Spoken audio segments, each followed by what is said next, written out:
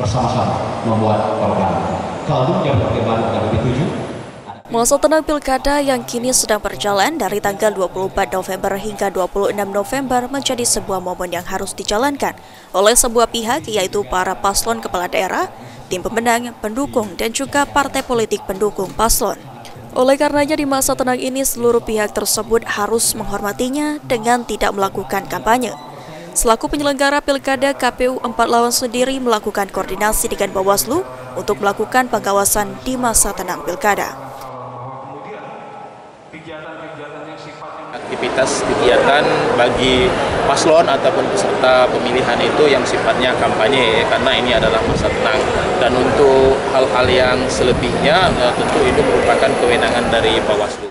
KPU 4 Lawang sendiri memastikan dalam gelaran pilkada serentak 27 November, pihaknya telah siap terutama dengan logistik pilkada yang akan digunakan. Tim Liputan PAL TV.